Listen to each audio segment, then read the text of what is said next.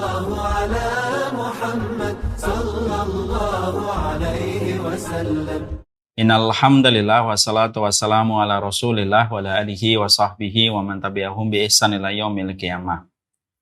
Kepada seluruh para ibu-ibu dan para ummahat yang luar biasa yang terus senantiasa konsisten di dalam belajar, konsisten di dalam mempelajari setiap rumpun ilmu yang diwariskan oleh para ulama, terutama warisan tafsir yang kita pelajari. Sudah sekian lama kita belajar pada kitab ini. Semoga Allah terus menumbuhkan sikap konsisten dan istiqomah kita untuk terus belajar tentang ilmu tafsir. Tentunya karena kita harus paham bahwasanya kenapa sih kita harus belajar dengan tafsir? Karena kita harus paham tentang satu kaidah. Biasanya penyimpangan itu bukan karena tidak punya dalil, tapi biasanya penyimpangan di dalam agama adalah karena mereka memiliki dalil dari ayat yang ada di dalam Al-Quran, tetapi makna dan pemahaman pada ayat itu tidak sesuai dengan pemahaman yang disampaikan dan diimani oleh para sahabat. Inilah pentingnya bagaimana kita mempelajari tafsir. Salah satu contoh yang sangat paling relevan untuk kita hadirkan, yaitu ketika kita memahami betapa pentingnya dan betapa besarnya hajat kita kepada pemahaman. Kalau kita mendengar masyarakat sering berkata, kalau kita mengandung, maka kalau anak kita laki-laki bacakanlah surat Yusuf. Kalau dia perempuan maka bacakanlah surat Maryam. Kenapa harus dibacakan surat Yusuf? Supaya nanti kalau lahir setampan Nabi Yusuf. Kenapa dibacakan surat Maryam? Supaya nanti sesolihah Ibunda Maryam. Ini tentunya salah satu pemahaman yang cukup populer di masyarakat kita. Kalau kita perhatikan di sini, kita akan menjumpai bahwasanya dalilnya benar, yaitu adalah surat Yusuf dan surat Maryam. Tapi pemahaman atas dalil itu bahwasanya ayat itu atau surat itu dibaca ketika anak kita laki-laki dan perempuan, tentunya ini merupakan pemahaman yang tidak pernah dijelaskan oleh Rasulullah. Memang setiap ibu yang mengandung diperintahkan untuk banyak membaca Al-Quran, tapi tidak ada kekhususan harus membaca surat Yusuf dan surat Maryam berdasarkan yang cukup populer di masyarakat. Disinilah kita akhirnya paham. Kita tidak hanya butuh bagaimana ilmu, tapi juga kita membutuhkan bagaimana pemahaman yang benar. Itulah yang menjadikan kita terus berhajat kepada tafsir setiap waktunya, karena dengan tafsir akhirnya kita tahu makna pada setiap ayat yang Allah sampaikan supaya lahir petunjuk, memberi peringatan pada kehidupan kita, mengobati penyimpangan kita, mengobati kegelisahan, kecemasan kalau kita mengembalikan semua persoalan dalam kehidupan kita sesuai dengan ayat yang Allah turunkan dengan pemahaman yang dijabarkan oleh Rasulullah SAW. Semoga Allah memberkahi setiap langkah kita di dalam kebaikan.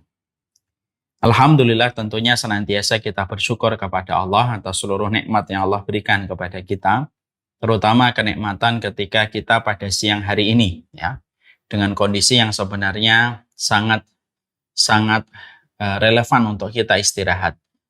Sangat relevan bagi kita untuk membujurkan kaki kita, untuk memejamkan mata kita. Tapi kita betapa besarnya nikmat yang Allah berikan kepada kita, sampai kita akhirnya diberikan kekuatan oleh Allah untuk kita berdiri, untuk kita duduk, untuk kita mengkaji ilmu yang Allah turunkan pada kehidupan kita. Kita tentunya sangat bersyukur atas kenikmatan kekuatan yang Allah berikan untuk menuntut ilmu. Banyak orang yang mereka diberikan kenikmatan harta, diberikan kenikmatan jabatan, diberikan kenikmatan popularitas, tapi ternyata mereka tidak mendapatkan kenikmatan dan kekuatan untuk senantiasa mendapatkan ilmu dari apa yang Allah turunkan. Padahal ilmu merupakan perkara yang besar dalam kehidupan agama kita dan kehidupan kita. Tidak ada yang paling besar pada kehidupan kita setelah ridhonya Allah kecuali adalah ilmu.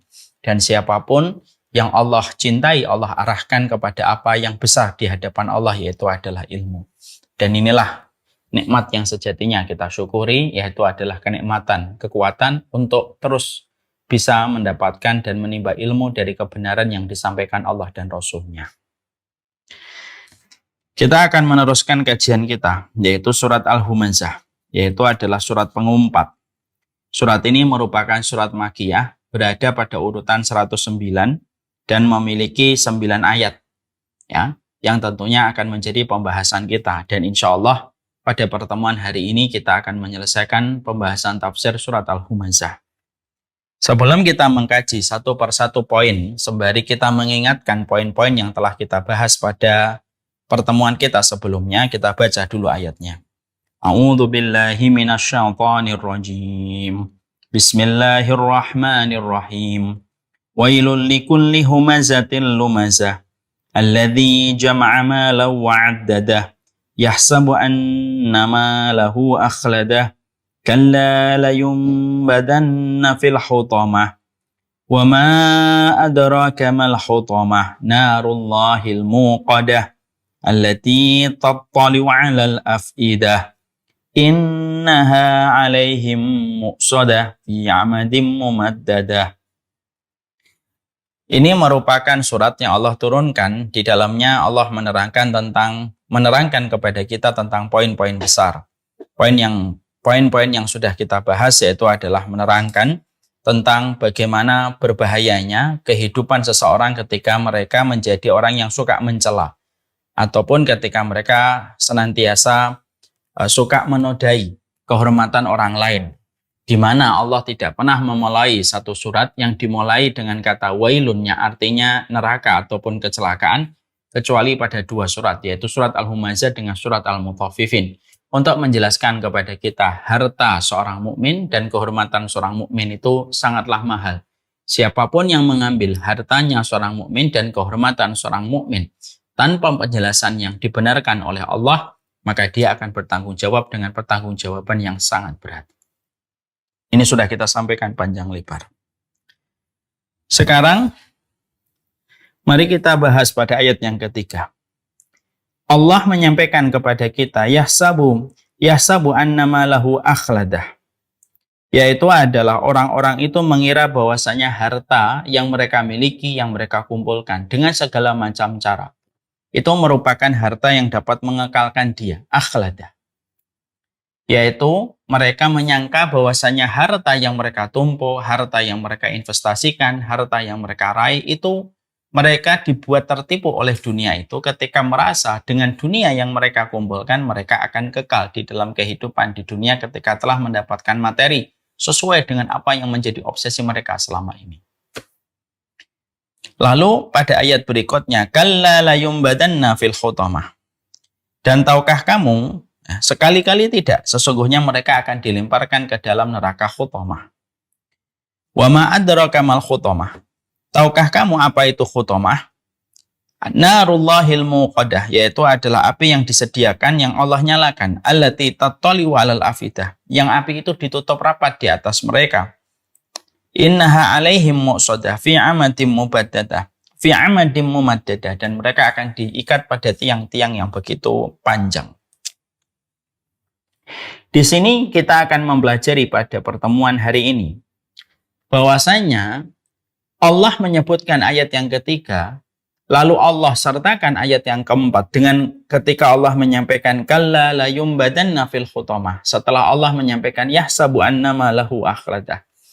Itu poin yang pertama yang kita peroleh pada ayat ini adalah sesungguhnya tidak ada perkara yang paling banyak memasukkan manusia ke dalam neraka kecuali manusia itu tertipu dan terpedaya dengan dunia. Ketika mereka salah berinteraksi kepada dunia. Ketika mereka berinteraksi kepada dunia dengan cara yang salah, maka tidak ada satu ayat yang menjelaskan tentang mereka yang berinteraksi pada dunia dengan cara yang salah, kecuali Allah jelaskan pada ayat yang keempat. Kalla layumbadanna fil hutamah. Pasti kamu akan dicampakkan kepada neraka hutamah. Nanti kita akan jelaskan neraka hutamah itu merupakan nama salah satu neraka di antara nama-nama yang lainnya. Karena nama neraka itu yang diterangkan di dalam Al-Quran ada 7. Jadi akhirnya disinilah kita memahami bahwasanya keterkaitan antara neraka dengan harta dunia itu sangatlah besar. Siapa orang yang mereka itu akan dicampakkan oleh Allah ke dalam neraka? Yaitu adalah mereka yang mengumpulkan harta, lalu mereka tertipu dengan harta itu, lalu mereka menyangka dengan harta itu mereka akan kekal abadi di dalam kehidupan di dunia. Yang mereka tidak mengetahui dan tidak menyadari bahwasanya mereka itu akan dilemparkan ke dalam neraka hutamah. Nah, sekarang pertanyaan kita. Maksud dan makna yahsabu annama lahu akhladah itu siapa aja? Maka sesungguhnya di dalam penjelasan banyak sekali para ulama, orang-orang yang mereka itu yahsabu annama lahu akhlada, mereka itu yang menyangka harta mereka itu adalah akan mengekalkan, maka wujud mereka itu pada kehidupan di dunia itu semacam apa mereka itu?